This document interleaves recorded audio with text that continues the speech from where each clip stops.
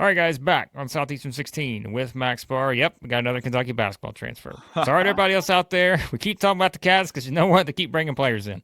And so Kentucky, another one to touch on here. Of course, we've talked this week about additions for Tennessee, Alabama. Got some coming up to talk about with Missouri, LSU, others. But what do you know? We're back to Lexington, Max. And we're not just back to Lexington here.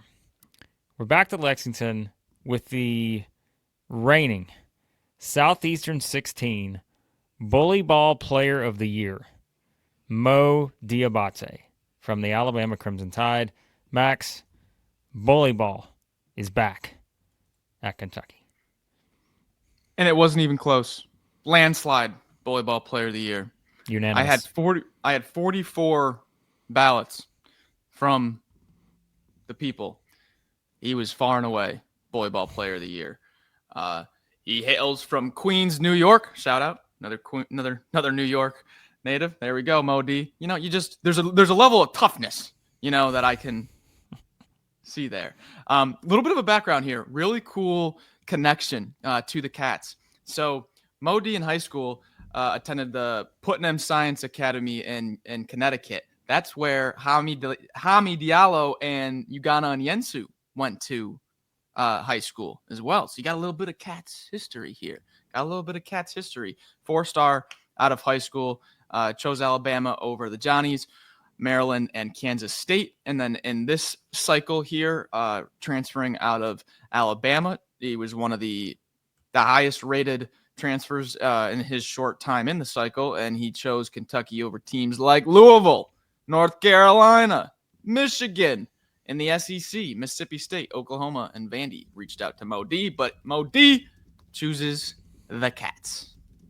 Well, I mean, again, I think, he does bring a very unique skill set in terms of like the things that he's going to be able to add to the roster. And I know that's the things that fascinated you, Max, with Mo D. And we've talked about him a lot, obviously this past season, what he did at Alabama. Go back even as a freshman, we were talking about some of the things. We're like, all right, we see what this guy can be. Like, you can kind of see what his role is going to evolve into, and then really, I mean, that's what happened. You kind of just look at the role he played on this Alabama team. I mean, pretty much the entire season, but consistently, like, it started really in SEC play, right? I mean, that's kind of where the taking off point was, where it's like, all right, he's playing a certain amount of minutes per game. Which, remember, too, is very, very crowded front court in Alabama. Yeah. And so, but it was one of those where, like, you probably knew that he had to be on the court to be able to give you some of those defensive elements, the rebounding aspect we talked about, guy that can block shots, got good hands. I think that's one thing, too. Like, I mean, you can look at the steal numbers, but just go beyond that. Like, just defensively, a guy that I think is just, can be such a big asset, and that's not even to mention, right? He can score too. I mean, that's the thing, right? He's going to probably be looked at as, a guy that will certainly be able to help just in terms of doing some of the dirty work when it comes to the defensive elements, and I mean even the offensive rebounding numbers, right? That's another thing too that you look at. So, but yet I'm probably just as intrigued, Max. I mean, to see kind of how Mark Pope finds ways, to use what he has offensively and turn that into, easy baskets and being able to get more out of that. And we saw, too, towards the end of the year, right? Guys stepping out, knocking down shots from the perimeter. So how does he evolve in this Kentucky offense? He's got that shot. That three-point shot's coming along, and it's going to be utilized. You better believe it's going to be utilized by Pope in this offense. You mentioned him starting to really tick up his minutes in SEC play. Okay.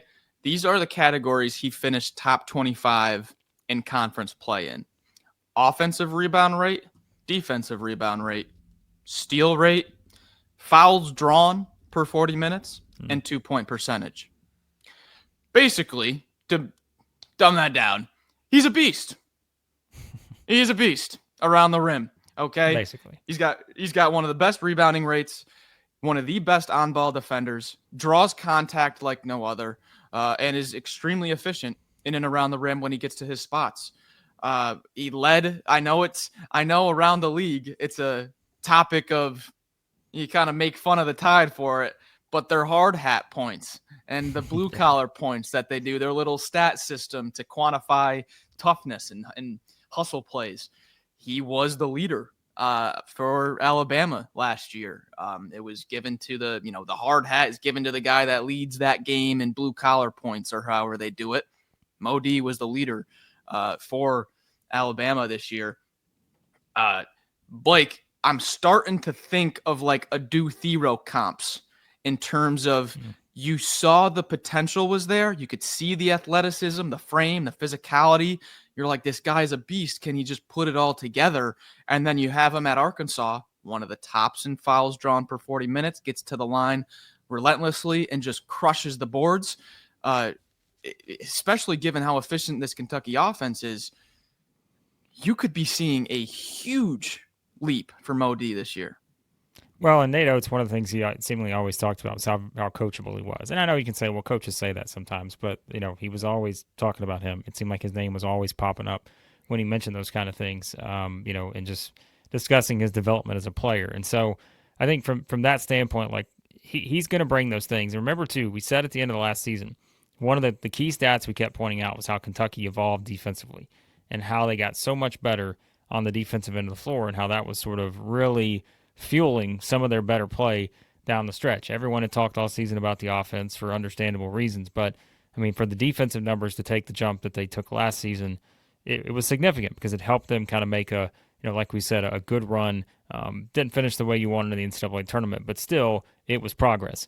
And I think just knowing like the athleticism this guy's going to bring, we know he's going to play with a certain intensity, as we said, on the defensive end. I mean, that's just, that's what you're looking for. And I think, think about some of the games we said for Kentucky. Hey, why did they win that game? Because they came out early and they were the more physical team. They were the aggressor and those kind of things. If Mo D's on the court, you got at least one position that you're going to be having the advantage from the tip when it comes to the physicality and the aggressiveness, because he just plays with kind of that sort of style that, you don't want to.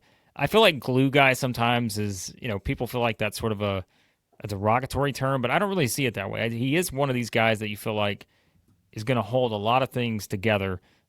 And it's going to, like I said, be excited to see not just what he brings from that standpoint, because that will be a big part of his success, I think, in Kentucky, but what are the things Mark Pope can do, scheme up to get him more of those, hey, maybe he's knocking down more threes. He's hitting a few more of the mid-range things. And remember, too, hey, he just came from playing in a very up-tempo type offensive style. So the comparison there, you're not switching up your style all that much.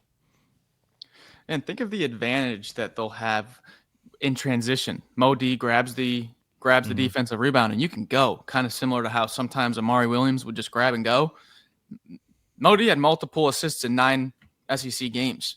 Jumped his assist rate pretty, not a ton, but his assist rate in SEC play last year was 10%. This year, around 15%. So the creation is getting better. But Blake, you said something, and I got a quote for it.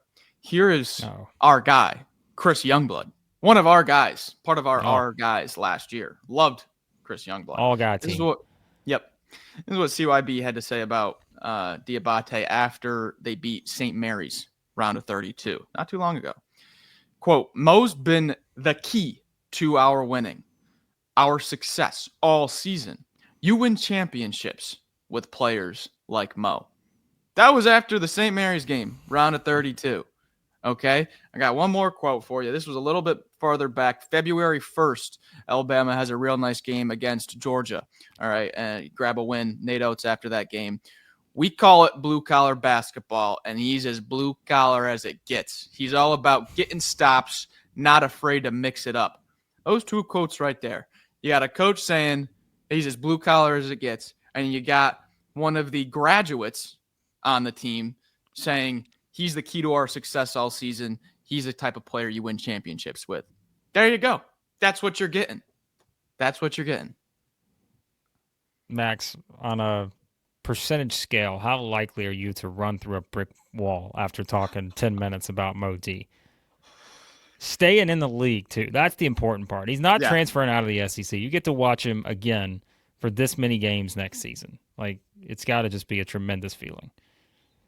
Yeah, the committee put out a statement after he announced that he was transferring that we were going to enter a indefinite stage of denial. It was going to be a grieving period that had no end. But that has been turned right around, and now we're back in. We're back. Well, Kentucky fans are back. They should be because, after a successful first season for Mark Pope, I know we've certainly talked about it. There have been some players that maybe in the transfer portal you would have liked to have to this point, but we have talked about the guys that they picked up, and certainly there have been some significant additions. Adding Mo D to the mix is another one when it comes to looking at the roster heading into next season. You guys know we'll have it covered here at Southeastern 16. We will talk more about this Kentucky roster, talk more about any roster movement that they have over the next little bit, and start to project ahead heading into the 25-26 season. So do us a favor. Hit the subscribe button. Hit the like button. Turn on your notifications because we got a lot of fun stuff coming this offseason for SEC basketball fans. A lot of fun stuff. I will say that. So we appreciate you guys watching as always. Let us know your thoughts, Kentucky fans, on adding Mo D to the mix. What are your expectations for him? How do you see it playing out? All that good stuff. Again, thanks for watching. We'll talk to you soon. Southeastern 16.